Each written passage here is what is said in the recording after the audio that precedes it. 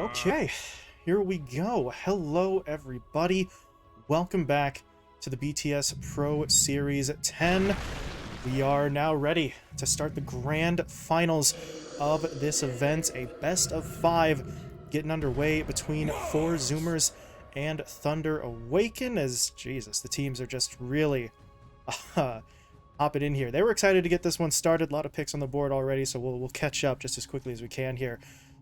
As we hop into the first game of this best of 5. I'm joined as always by ET, and ET, a lot of high-value heroes going in the first phase for Zoomers with the DP and the Mars. Thunder Awaken getting their hands on the Tiny. Yeah, and really, throughout the entire road of the tournament, the only reason we saw this Death Prophet getting as popular as it was actually because it seemed like an answer to the Kunkka, and that's where for Zoomers, it kind of throws a curveball here because they're the team that doesn't ban the Tiny. This is the first time for Zoomers have had second pick. They don't ban out the Tiny, they let it through because they think maybe we're going to have an answer. We're going to have a solution to what this Tiny has been. We also force our opponents to pick heroes that maybe they're uncomfortable with. Maybe Thunder Awaken need to now pull out a different strategy. It's not that Snapfire Ember Spirit that they've been running the entire tournament. And I think the more curveballs like that 4Zoomers can throw at Thunder Awaken, the more off-center they're going to be, the easier they're going to be to knock down. And I think that's also where we are going to see this series really just roll into the Mars. I think Thunder Predator or Thunder Awaken, they're really going to have the same bans throughout the entire match. It's going to be LD and Chen pretty much banned every single time.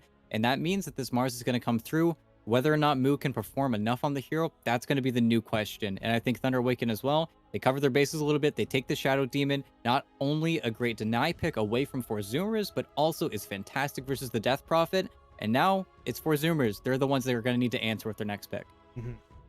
Before that, though, getting into that second phase of the bans beforehand, you see Thunder Awaken taking that TA away. 4Zoomers, meanwhile, banning out the Ogre. That's something that we're starting to see here on this final day. More teams sort of taking that Ogre out. It's just such an incredible hero right now in terms of everything it gives you, and it's a hero that you can take that gives basically nothing away about the rest of your lineup. It's just a free, stable support pickup. So, well, looking at the draft, by the time we're done with this best of 5, I don't think we're going to be saying, God, what a great Ogre ban that was in game 1, but anything to move the needle, especially against this Thunder Awaken squad. As we have repeatedly mentioned, no team not named Hikori has been able to beat them. So if you're 4Zoomers, win by any means at this point, even if it means an Ogre ban and the Nyx ban as well.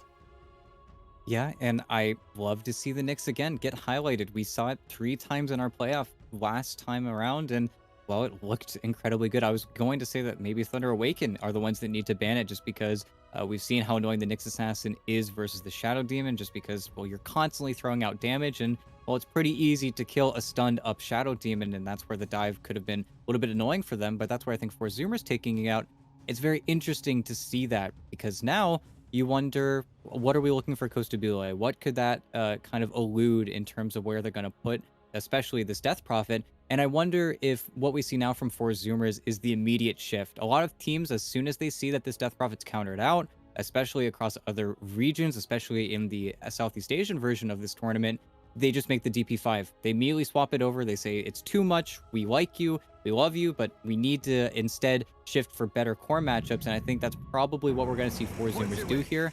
But absolutely love this. The Pango's on fire. The 4Zoomers team keeps getting it, and it feels like there's no really great answer here.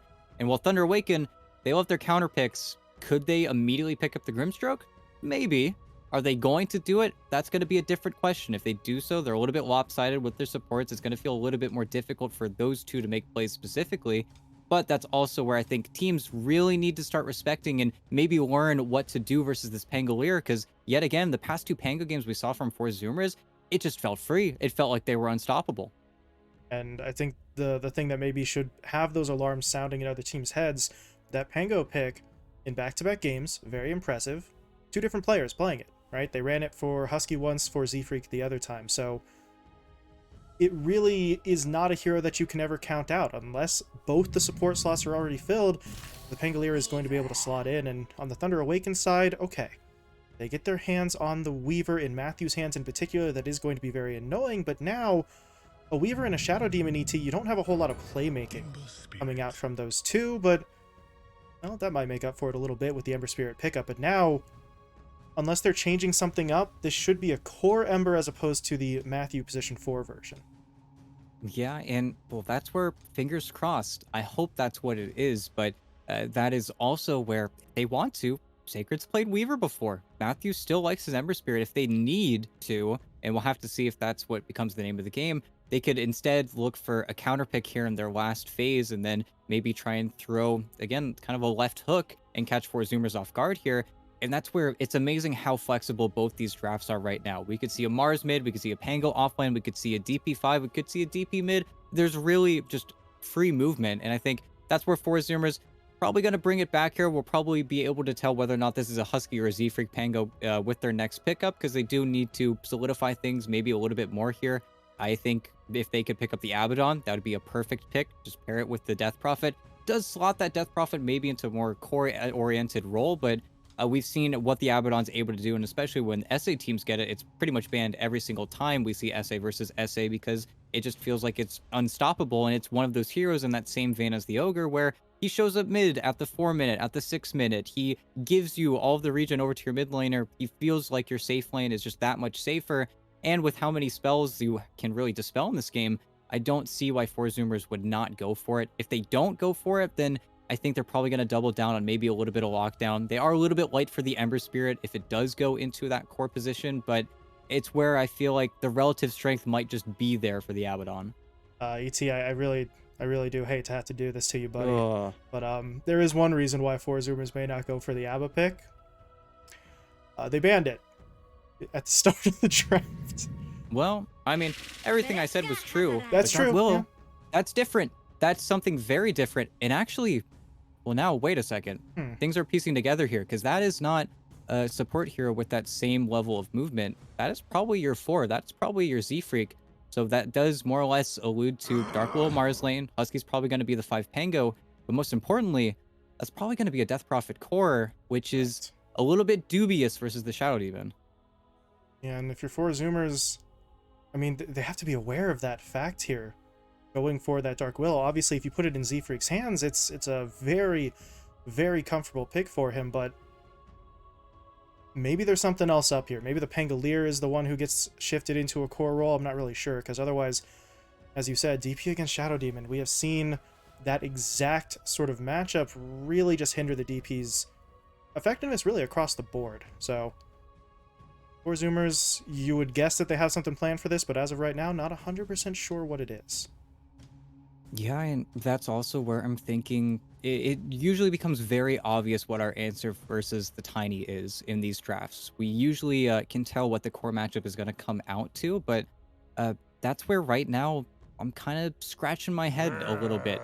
And it's very funny to see absolutely no relevance of the Timbersaw pick. Both teams are just hard ignoring that hero, maybe saying that we're not going to take the game there. There aren't that many strength heroes across the board, so it's not really going to feel quite as strong, even though we know what Timbersaw can do versus Tiny. But that's where I do wonder what Costabile is going to go for here. And it is very obvious that four Zoomers need a Costabile hero. Their lineup's a lot more cut and dry than I want to say their past 2 drafts were.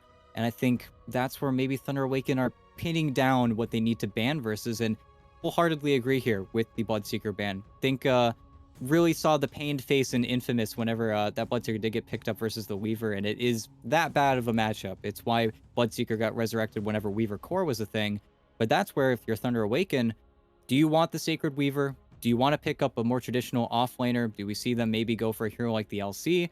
That's really the next question, because if they can pick up one of those offlaners that just gives you enough lockdown to maybe find the burst onto the Death Prophet, I mean, Sand King is still in the pool if we want to see them go for that avenue, and I think that would be a perfect pickup for them, because they do need a playmaker. They need a Blink Dagger carrier who's going to go in, and then the fight can get started. And I think that's where maybe Lava fell off short. They didn't have enough heroes that could go in, I think, is the long and the short of their 2 drafts versus 4 Zoomers. And I think that's where, really, Sacred has quite a few good options. They could also just prove us all entirely wrong, force that Ember Spirit into the 4 position, then pick a Dark Mago hero, but that's kind of a reach, I think, at this point. Yeah, and, well, in terms of Dark Mago heroes that are still available, kind of iffy. All right, the Kunkka's been taken away.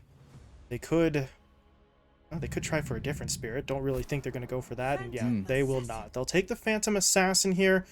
Gonna have to see, though, if Bakaz is going to go for that build that we saw Kataro attempt in that previous game. Obviously, he did not get the time to make that build work. Maybe Bakaz will be able to get a little bit more space to work with, or might just see him really completely ignore the Battle Fury, just go straight in for damage. Yeah, but that's also where I think, depending on how hard a farmer they pick for Costabile, maybe we see a little bit of a shift up there. But they need somebody who's going to build an MKB. They need someone who's going to get in early. They would love to pick TA, but unfortunately that's gone, and Oh, that is way out of left field. That's going to be a carry slaughter, I think. I don't think there's any it way they can has to swing be. this. Yeah, don't really have any other options, but, well, we've seen it in the past, ET, and there have been times when it's worked. There's been times when it really just gives you a perfect amount of sort of damage and lockdown to work with, but we've also seen it come up very, very short in times when teams rely on it as well. But you can see for Zoomers, they're still kind of thinking this one through. They selected all of their heroes. Only Moo has actually picked one. He'll take the Mars. Looks like it'll be Gunner on the DP, so yeah, there really is no choice here. Gostabile will have to take the Slaughter at a certain point. Meanwhile, for Thunder Awaken, Tiny going mid, and they will play the Sacred Weaver. Yeah, and I thought that with that second phase, they certainly opened themselves up to that, but it really comes together for Thunder Awaken, honestly, in a surprising way. And sure, we are going to see that Tiny in the mid lane, but that is still in a core position, in a position where he's going to get a little bit more farm. And I wonder if we are going to see that just straight up Blink Rush that, of course, previous Tinys had to go for. It's how they felt relevant. But if Dark Mago needs to, we could see him go for the Echo Saber instead, just to look for maybe some more farm oriented play, especially because you have the space makers on your team. And I think that's where, in going for a hero like the PA, at the very least for Pakaz, you have the rest of Thunder Awaken to back you up. And that's kind of been the name of the game for them. If they need to, they have the best space makers in the tournament so far. Their plays do feel successful whenever they do go for them. I am a little bit worried in terms of their burst damage. Again, with this Ember Spirit 4, unless you're pairing it with a Snapfire, with really a Skyreth Mage, someone who's actually able to supply, your damage is very slow on Thunder Awaken. It means that 4 Zoomers can kind of take their time. They don't need to be too concerned. At the same time, though, if you are playing versus a Shadow Demon, 4 Zoomers, if they're in, they are very stuck. They're going to get chainsed up. They're going to be rooted. When it comes to running up their opponents, how 4 Zoomers run up their opponents is going to be the name of the game. If Mook can find these heroes on the backline, get that arena down early, then we could see this Death Prophet just trample over everyone as it should.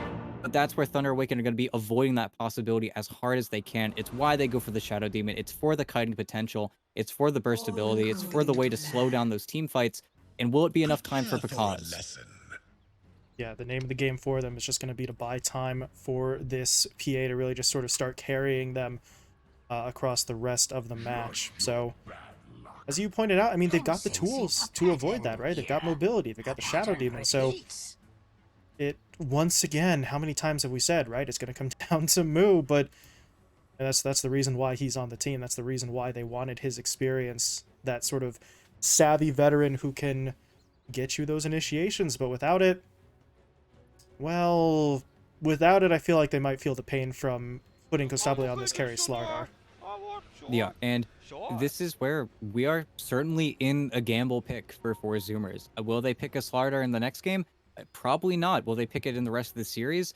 I really don't assume so. This is a very specific matchup that they looked for, but one that I also feel like Thunder Awaken were able to avoid. I don't think they pick this Slardar thinking that they can flex Sacred over to the Weaver. I thought perhaps maybe they were assuming that Sacred would take the Tiny instead, and Thunder Awaken were taking a page out of 4 Zoomer's book, but that's where I wonder if the swap of Sacred onto the Weaver, and again, something they've done before, is going to catch their laning stage off guard a little bit, because it does feel like the Slardar was picked in mind to lane and go up versus the Tiny, but instead, with the switch up, will it be nearly as effective? And it does mean for 4 Zoomers, if we do end up in a farming battle, well, because it's PA and Costabile is Slardar, so PA is going to win that. He's going to feel much more relevant. And I think that really is the scare that 4 Zoomers could have, where you end up versus a Thunder Awaken lineup where they simply have more cores than you.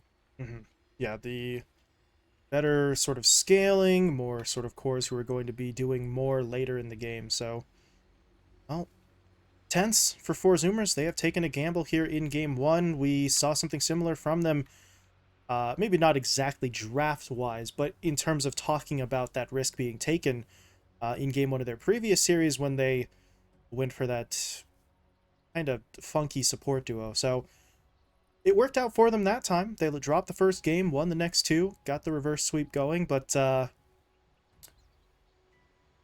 trying not to sort of throw any shade at Lava, but if you try to pull something like that against Thunder Awaken, I feel like you're not really going to have as many opportunities to get away with it. No, definitely not. But I think that's where I really just want this game to get started. I want to see what Hmm. Dark Mega's up to, but this is also where we get a little bit of a treat. It's been a long time since Dark Mega has gotten his tiny, and of course, I always say it's a treat whenever we get to see Dark Mega play one of maybe not Kunkka, but it really is because at least in terms of Thunder Awaken, he doesn't get sick of the hero. He'll play the same thing 7 or 8 times in a row, and then suddenly teams will start banning it out, and then you see the shift. But I think that's where there is a new question proposed. We saw one mid tiny earlier on in the tournament, I believe played by Alone, and it felt pretty good, especially with the way Tree Grab is. You get an extra 20 damage to deny against your mid laner. I think that's where Gunnar is certainly going to be a little bit annoyed when going for those range creeps, but that's also where they get Death Prophet versus a Strength here on the mid lane, right? So Gunnar has infinite HP to work with. As long as he doesn't get bursted, he's always going to be a little bit more robust as compared to the Tiny, who has to work for his regen and hopefully gets maybe a few salves gifted to him from Pandaboo, because otherwise he is kind of caught behind in the exchange. Hmm. Yeah, that is always the sort of inherent advantage for the DP. Of course, you will have to show maybe a little bit of respect to that potential toss-out play. Gunnar is not immune to taking maybe that step or two too far forward in the lane and getting punished for it. We've seen it in the past, but so long as he doesn't sort of, just fall face first into that kind of trap, it feels like middle lane should go at least relatively well for him. That's assuming, though, that we do get to see it, because still DC'd on Dark Mago here, so we continue to wait for that Tiny to get back in here and get this first game underway. Don't really think we've seen anything from Thunder Awaken in terms of an ETA for him, so it does get a little bit concerning, but Thunder Awaken, plenty of pause time, and honestly, I don't think we've never even really talked about pause time throughout the entirety of Pro Series so far. It's just kind of never come up, at least not for the games that we've had.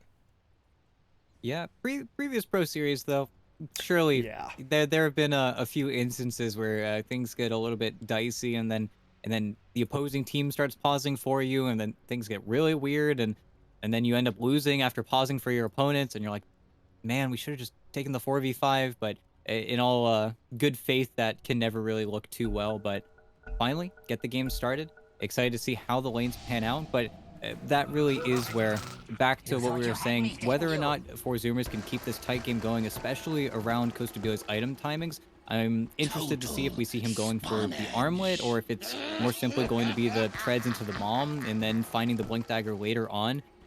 How he skills up, the rest of Four Zoomers really need to surround him and envelop him to prop up this Slardar, because again, he has his timing, and if he ever starts to fall behind, unfortunately, he's no CK. He's no Battle Fury hero. He's no Wraith King that's going to be able to farm through other means. He has to work for every last hit he gets. And I think that's where the game could get very scary for them if that mid game spells out a little bit too slow. And that's where Thunder Awaken are certainly going to look to slow down the pace of this game.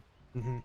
They would very much like to be the squad sort of taking the advantage early, but you are pushing into a timing that's going to be a little bit better for your opponent. So maybe Thunder Awaken just power through that anyway. We've seen that from them before as well, but they don't necessarily feel the need to try and go that. They can play maybe a slower game and then take advantage of the fact that they have heroes, honestly, that sort of play into their roles a little bit better than what Four Zoomers have done here. But as you said, this is going to depend on Kosable's build-up. We can see quite a lot of maybe different timings from the Slaughter depending on where he looks to go. So gonna keep an eye on his lane throughout really, well, the entirety of the laning stage. And Bounty Rune's gonna get split to a piece. Nobody really wanted any sort of early fighting here, so we should just settle down into it. First game of our best of 5 grand final. Gonna be getting underway. You can see Z-Freak up in the top lane. Well, he's done what he wanted to do. He dropped down this obs ward in between the towers, going to be able to snipe out some couriers potentially, disrupt Panda, attempting to go for any sort of, any sort of creep pull game, and just generally be as annoying as possible. And this is something I think Panda, in particular, but I mean technically speaking, Pakaz as well, will have to be a little bit worried about. If the spear stun connects, Z-Freak is going to be able to throw the Bramble in a position where you are going to be hard-pressed to sort of step your way through it. Yeah, and not just that, with the Rebuke, it certainly becomes scary if you get knocked into 2 of those Brambles, and then suddenly the spell does do a pretty decent amount of damage, especially early on, but unfortunately, that is also where if you do just sidestep it, well, it's an all-or-nothing type of spell. You could just immediately whiff it, and that's also where whether or not you can keep this lane under control is also going to be a question, because they need to get very effective damage onto this PA. Unfortunately, that's where Pandaboo, he's already got another set of tangos flown out. He's ready to win the region battle and just unblock the small camp. Very clean play from him. Z-Freak's going to get put under here for just a moment, so he'll take some damage. Panda, well, we'll see what he can do once he has points up in the poison. That's where he's really going to be able to not just be annoying, but actually start doing some damage. So that's the Shadow Poison up now. Pakaz, meanwhile, not really going to be bothered by too much of this. We outlined what Moo and Z-Freak need to put together to be able to get any sort of kill onto him, and without that, it's really just not going to happen. Your PA should be relatively safe. Nope, definitely so. But meanwhile, checking out that bottom lane, Sacred and Matthew, quite frankly, for 4 Zoomers, this lane sucks. There is going to be constant harass coming out from you. We already saw initially Costabile tried to get in with the first point up in the Crush just to try and establish some sort of control against Sacred, but that damage really can't stick. They can't keep him down or locked down long enough, so they are going to have issues really throughout the laning stage here. Matthew, he is just going to pull this creep wave up a little bit, beating under the tower, and now, yeah, plays like that. The Slardar has got to show respect to that burst damage. Yeah, and you say burst damage, but it's really not even that much, but it's enough where, unless Costabile is stuck under his tower, he actually needs the tower protection. He needs the extra armor, he needs all of that to kind of sit in his own lane, and in the meantime, Sacred is just running away with the last hits. He's really just forcing this Slardar into a very rough position, and it does pose the question that I kind of had in the draft, where were they really seeing this coming with the Slardar pick, or were they certain this was going to be an off-lane Tiny? It really makes you wonder, because it definitely feels like Costabile is not getting what he wants out of this lane.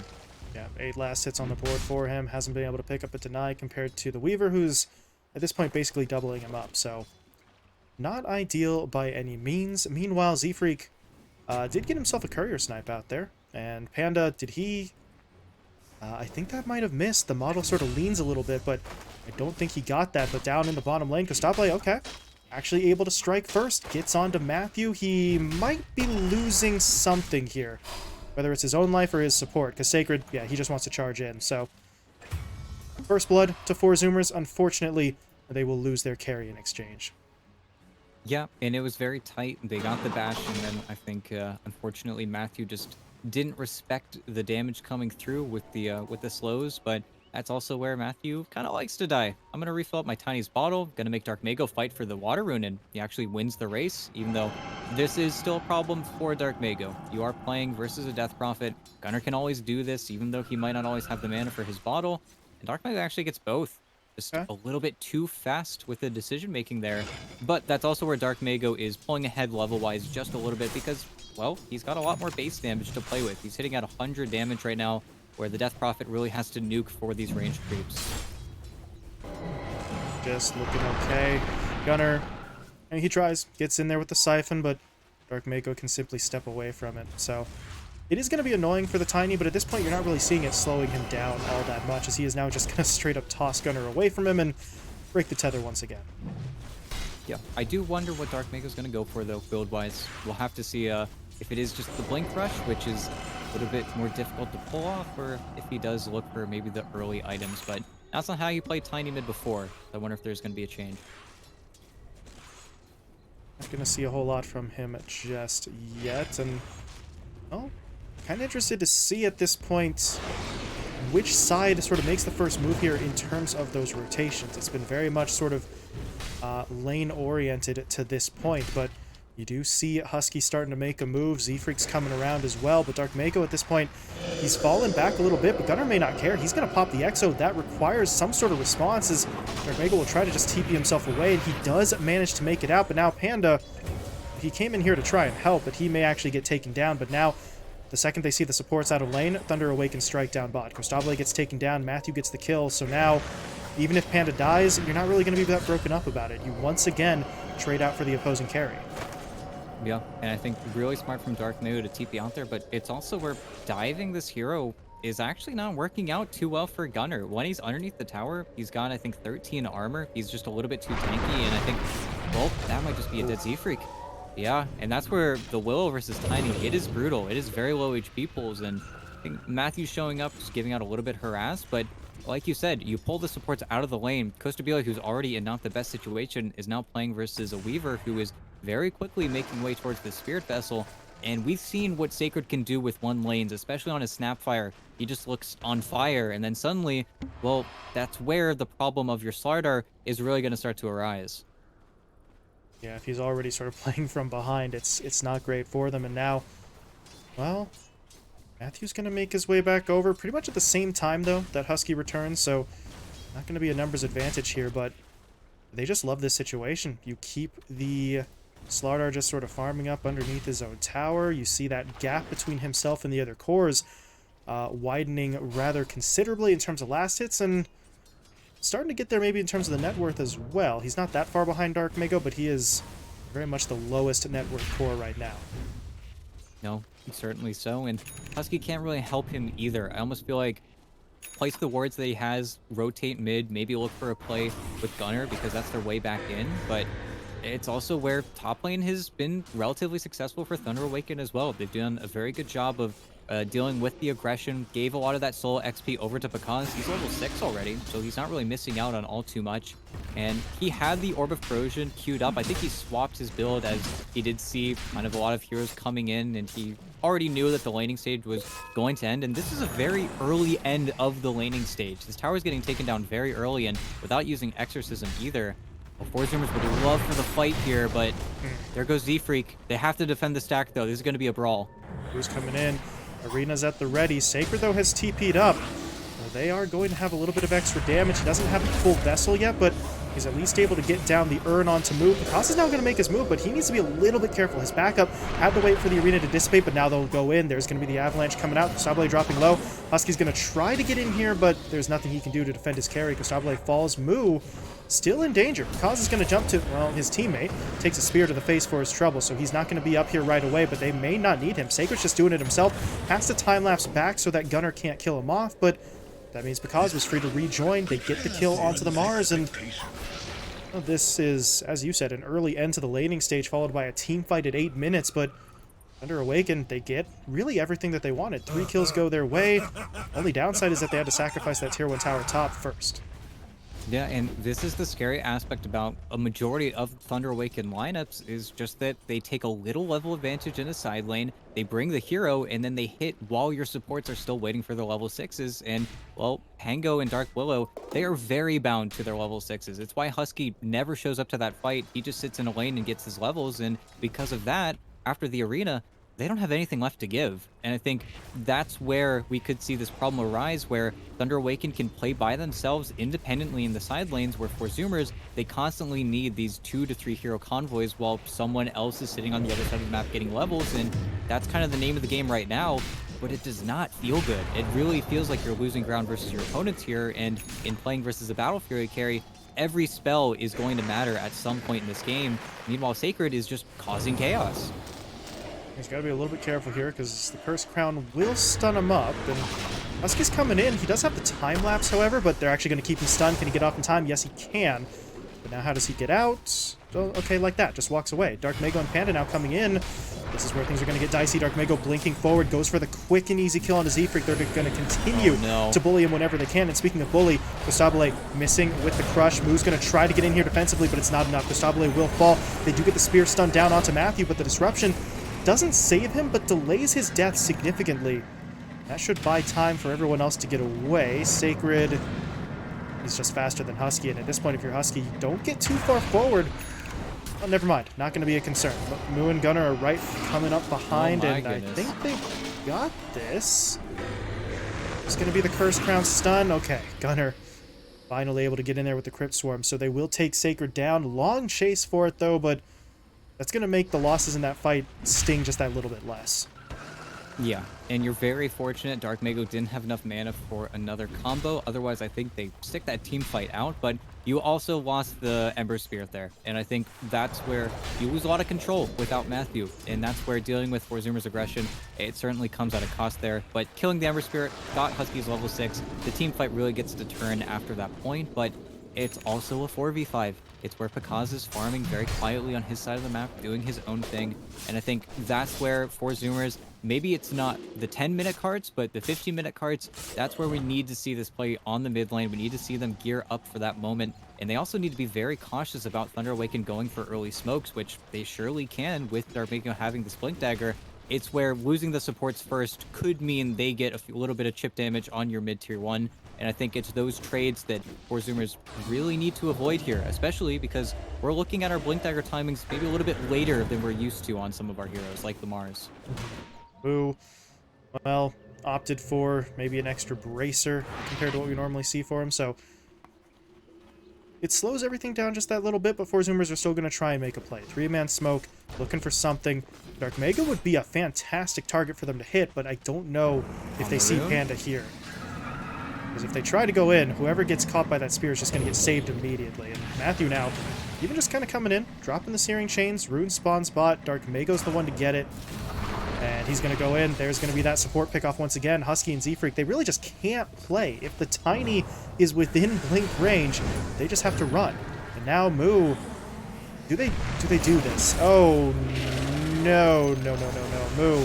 That is unfortunate. Now Dark Mago, he's got the green light. Just blinks in, goes for the Avatos combo. Curse Crown is going to stun him up, but at that point, there's just really nothing to do. Forzumers can't chase after him, and if you're Moo, I mean, hell, that looked real. The only reason we can tell for sure is because we can see all of it as Dark Mago. He's just...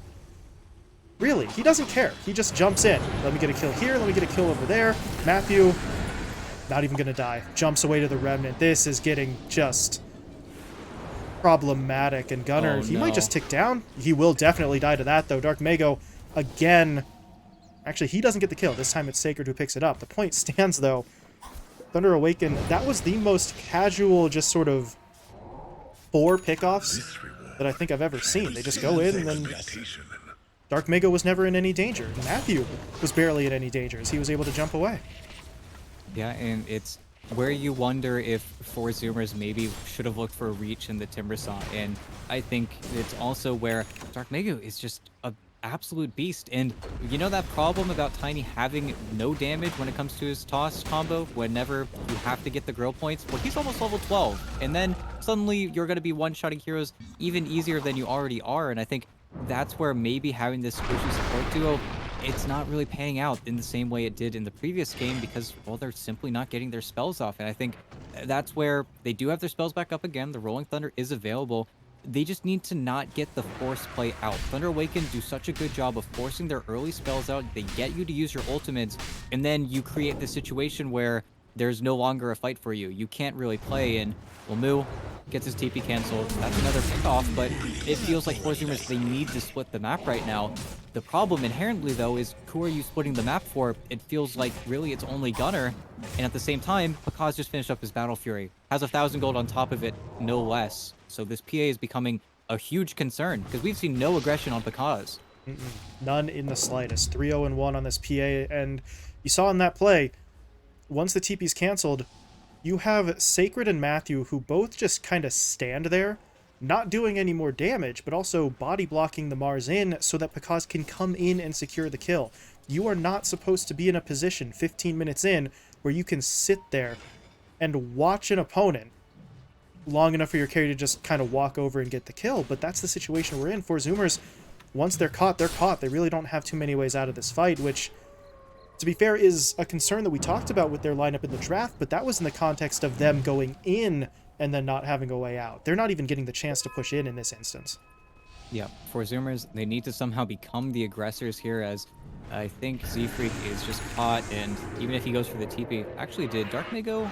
Okay, he split up a little bit away from the group there, so they don't get the kill, I think, because there isn't that Ava to cancel out that TP, but at the same time, Thunder Awaken, they're using a little bit of their gold lead here to instead look for picks on the sides of the map, and well, Gunner, he's got 2 sucks. He should be able to, yeah, just TP out. Again, Dark Mago's just a little bit too far away, so some misplays here and there. And during that time, 4 Zoomers take the rest of the map. They know where 4 of the 5 heroes are, so honestly, good stuff from them. I think now this would be a really nice smoke timing, especially because the Blink Dagger's coming out from Moo. But they need to cut in bottom. They need to find the PA because he's looking towards that BKB, then suddenly your targets are shrinking, and that's a massive problem. They also wouldn't be too bothered with finding Dark Mago. They actually have the damage here, but Who pops? they might need to settle, but Matthew's too fast. This reward determines Well, sin's expectation. Do we try a second smoke here on 4 Zoomers? I don't know. At this point, it's not great, but as you said, they need something, and that is something. That's a push onto Dark Mago. His teammates not in an immediate position to back him up, but they are starting to come over. There's going to be the root onto Costabile, but the Curse Crown is still coming through. They could lock this Tiny down. They need this kill more than really anything else right now, and they will get it. Husky wraps around the other side while his teammates were all stunned by the Ava, so they will be able to get it. They would like even more. They get a spear stun down now onto Matthew. Get the silence to follow it up. The Brambles even coming through. 4 Zoomers finally showing us something here. 2 big kills. I think they snuck a tower kill in there as well. And I don't know if they can make this play. Moo does not have the arena. Sacred can just sort of stay in the river and shouldn't get hit by the spear. Meanwhile, Z-Freak, gotta be careful. He'll TP back so that he doesn't just get killed off by the Purge. But even without some further kills on the back end there, they got big sort of plays. It's not pressure onto Bakaz, but really the next best thing, taking down the Tiny. Yeah, it's the exact kill they wanted. They would have loved to swing into Roche, but it's also where I think 4 Zoomers are playing very patient right now. They just finished off a Lotus Orb as well on Gunner, so now he doesn't have to worry about that Spirit Vessel nearly as much. Not to mention, Sacred on Thunder Awaken, he's looking for the Ags, and of course, Ags is a turning point in Weaver as a hero. It suddenly makes that all-in style of just killing a hero not so good, but it also means he doesn't have a Dispel, so he's playing into the silence. Unfortunately, Z-Freak, Deedee and Tiny, that doesn't mess around, and now Gunner. Yeah, this will be a much bigger kill, but Moo, okay. Drops down the arena, spear stuns there. There's that disruption, though, so he's not going to be taking a whole lot of follow-up damage, but he is still low on HP. He's got a wand, but he's not really going to be able to get it off. They just keep him locked down, and Dark Mago, if you're going to go in, you know, you've got to be able to get him out. Thunder Awaken don't really have that escape route just yet until that Ags is completed, and now if you're Dark Mago, maybe it's time to chill a little bit. He's working his way towards that BKB, and maybe you finish that off before they go back in. But, oh, they're going to give it a go on to Moo here. This should be a relatively easy one for them. Ooh. Okay, I say easy. Matthew almost dies, but they're able to find the pickoff, and now Bakaz gets himself a solo kill onto Husky up top. Yeah, I think Husky just nuked a wave because sees that, knows he doesn't have the Rolling Thunder. So that's an incredibly free kill, but now Gunner, he's got the kill here, but look at all the support rushing in. They need to get him out when the Purge hits. Oh. Okay, Matthew, he's just going to sacrifice himself for that one. Fair enough, but I'm not sure he needed to. Bakaz was still closing in. Gunner's just able to get kind of a freebie. It will cost him his life, but at least he takes down 2 before he dies, and you saw that Lotus Orb come into play. The Purge still applied, but it was reflected as well, so that allowed Gunner to take that fight in an instance where without it, he might just have to really eat a death and not get much in exchange. Yeah, and, well, now the problem is here. Bakaz has a BKB, he's ready to fight, he's ready to take advantage of Dark Mago getting all of these spells cast on him, and as much as I want to say it's nice to kill him and actually Sacred, this would be a big kill. The Fear, we got him. Perfect. Weaver was able to purchase out the Aghanim Scepter at least, but that is another big kill. And this is the thing for 4 Zoomers, you know, they're making these plays, they're still trailing by 5k, but you've got 10 kills on the board, and a lot of these kills are not just, you know, pickoffs onto Panda and Matthew. They are starting to get onto the Weaver. They've gotten Dark Mago twice now, as we mentioned, so still no pressure onto Bakaz, but they are hitting some big targets. These are not just sort of scraps that they're fighting for. No, they're finding the picks, and I think it's the trap that we sometimes say that Thunder Awaken falls into, where they have to work on a little bit of recovery because, okay, he doesn't skip a beat, but the rest of the lineup, they need to look back for maybe some items. And as much as we could praise Sacred for having this Aghanim Scepter, he is still vulnerable. He is still able to be killed, and if he's found first, well, the Aghanim Scepter isn't going to be very useful. That is the problem that Zoomers have to deal with now, however, where they can't really afford to switch targets here. They have to find the Weaver and someone else, and probably the Shadow Demon, because there is now a lot of save built up on Thunder Awaken, and I think that's where Zoomers, they need to be so cautious with their next jump here. And I do like the smoke. There's a BKB on the Slardar. They would definitely be looking for this fight. And with so close to the pit, they could certainly swing into Roche here. Finding Sacred would be perfect. I don't think Wapakaz, though. Well, yeah, they can't lock him down. BKB. Well, very early. What is the response? Husky, make sure you don't go too far. Oh, my God. Oh, that's a problem. He is very low in HP. Pakaz might just finish him off with a dagger, as they will get that kill. But Moo, he was able to get in there, but look at the play from Dark Mako. He'll toss his teammate out. He is not in the best of positions himself, though, but there's that save. Sacred comes in. Dark Mago's going to turn and fight. Avalanche comes in. Matthew dropping down the remnants. They'll take out Z-Freak, but they still need to get the Tiny out of here. Dark Mago saved by the disruption, but that means Gunnar is going to be able to get right on top of him for the damage, so they will find that kill, but they're losing too much. Gostabile falls. Moo dead as well. Gunnar's going to look to TP away. Any cancel from anyone? No. So you get Gunnar out, but you lose everybody else. And that play really is just insane from Dark Mako, getting him out of the pit, making sure that, well, he doesn't get hit by the Terrorize, and then Pakaz gets to play on the fight. I don't think Pakaz ended up taking 300 or 400 damage. He just was able to sit as far back as he wanted. And now, unfortunately, the opposite is very true here, especially with Pakaz getting up that Desolator. The fight was so close to the pit. You use everything on Zoomers. Even the BKB on Costabile, which was supposed to be your answer to getting kited, it just doesn't matter. And I think that's where, without having that Blink Dagger and Moo, sure, he found his target, but the response from Thunder Awaken is just a little bit too good. And it's also where now the saves that are many, will you be able to find your targets on Zoomers? I don't know. This game has gotten a whole magnitude more difficult now. At least Husky has his Blink Dagger, but there's still that possibility of, well, Pakaz just killing you with his BKB. Yeah, that was the problem. I was saying in that fight, you know, Husky, make sure you don't outrun your backup, but it's not even that. It's just make sure you don't get too close to Pakaz, because we saw what that crit dagger could do. Even in the midst of the roll, he just got very much nuked down and then finished off before he could really have much of an impact. So they did be very much aware of their positioning. Meanwhile, Thunder Awaken with the Aegis in hand, and now a BKB up on Dark Mago. This was the all-important item. He suffered 3 deaths without it. Now with that BKB, Zoomers aren't really going to be able to lock him down, and if they can't lock him down, I don't know if they have the damage to just straight up kill him as Z-Freak, well, not dead yet. Buying some time, but yeah, not enough. Kaz will be able to pick him off, and now they're in onto the tier 1 tower as Gunnar, hold on a second. He's been spotted. They've got him rooted. TP, though, coming out, and Matthew used everything he had the first time around. Prepare for a lesson. Actually used all of his remnants to try and find him as well. That was a long route that Matthew took to find him, but that's also where Matthew has his one item.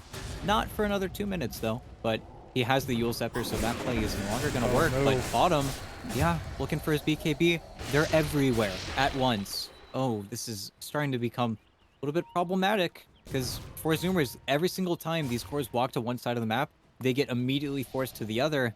And I'm just sitting here staring at Costabile, just wondering, how is he going to solve this problem? It feels like all of their damage is really coming in from the Exorcism, and you can't really afford that right now, because once you use it, well, that's probably going to be the rest of your outer towers, and Pakaz is already on the objectives. All of their lanes are fixed. There's no reason for Thunder Awaken not to take something right now. And how Zoomers generate that next threat, I don't even know. It feels like they need to look for so many things now. Worth noting, on that kill onto the Mars, got the Fan of Knives as well. So Pakaz is going to have that just straight up damage onto anyone he jumps in on. And the damage is going to be good. The break could be even better in a lot of these circumstances, just sort of catching opponents off guard. So your PA is just absolutely massive here, about 6,000 or 7,000 net worth above the next highest. So we talked about Thunder Awaken buying time, right? Creating space for the Phantom Assassin, and oh, they have bought that time. The cause is absolutely massive. There's just nothing that I think Zoomers can do to really go directly up against him. They have to try and fight around the Phantom Assassin, but how can you do that? The cause is taking your tier 3 tower right now. There really is no getting around it.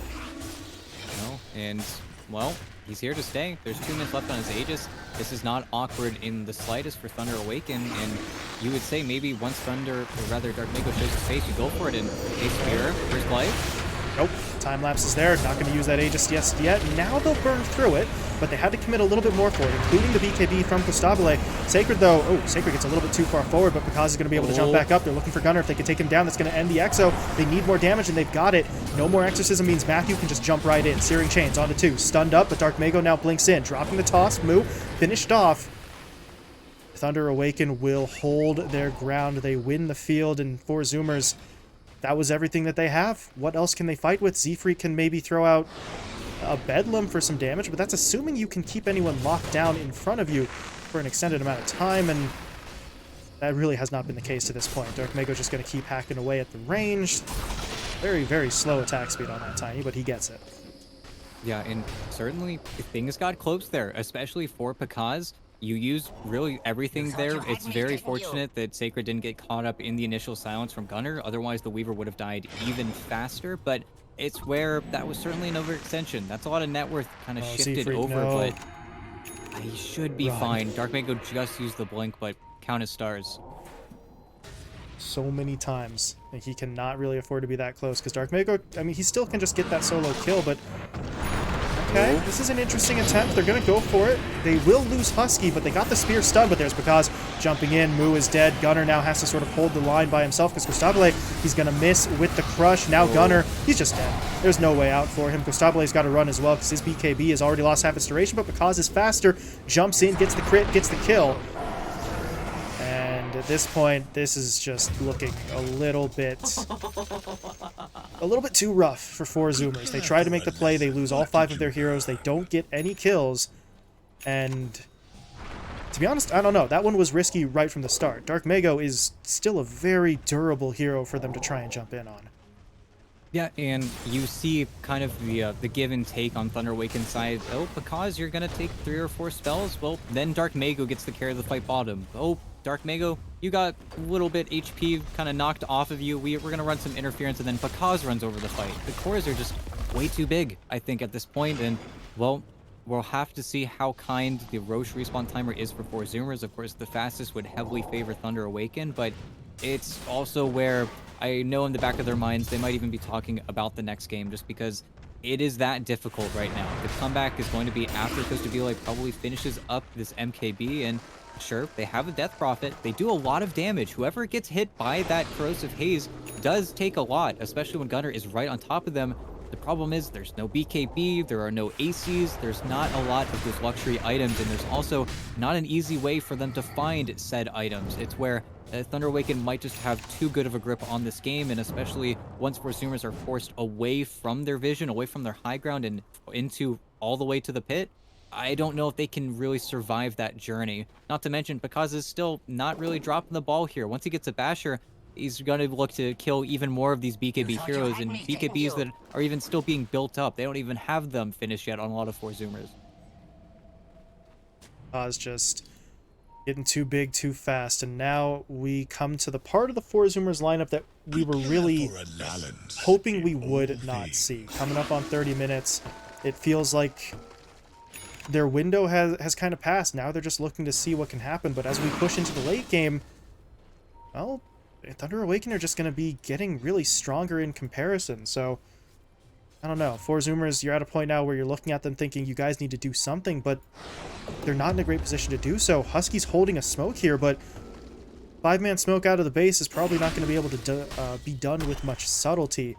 Thunder Awaken will almost certainly know that it's coming.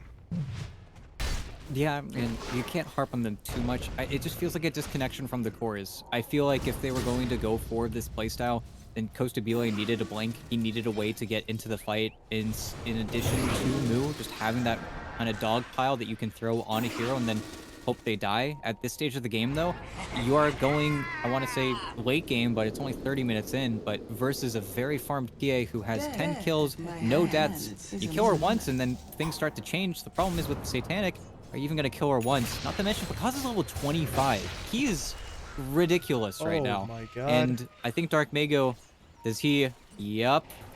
This is another problem that 4 Zoomers have to deal with.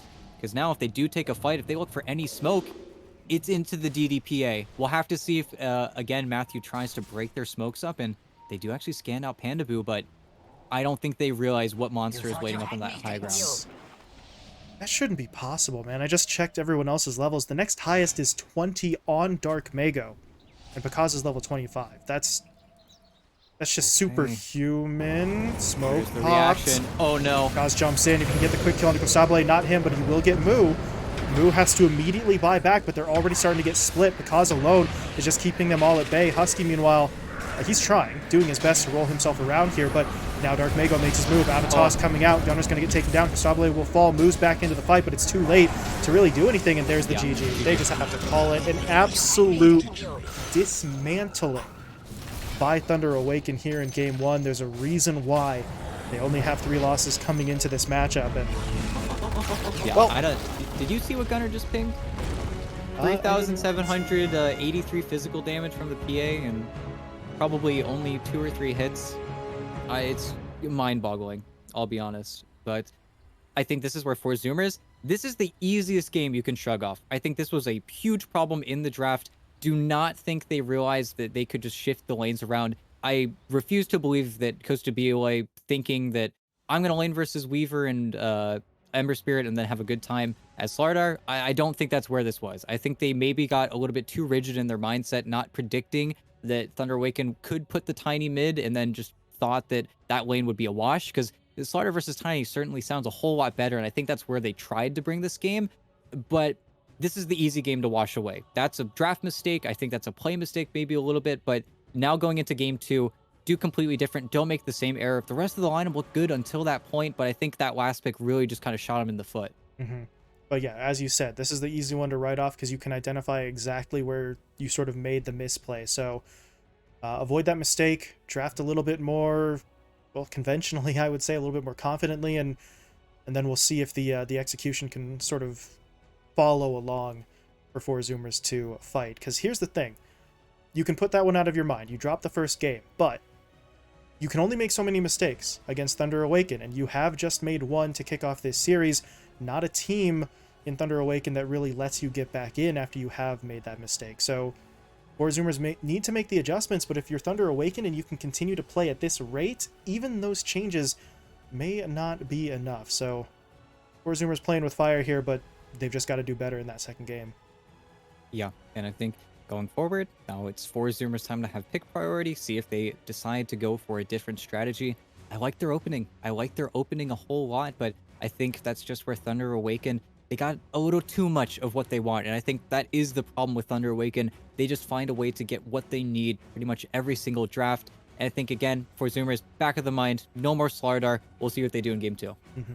So yeah, we will be moving along to the Game 2 draft in about 5 minutes here, so we will be stepping away, and when we come back, can Zoomers make the changes, tie this up at 1-1, or will Thunder Awaken take that commanding 2-0 lead? We'll find out when we return.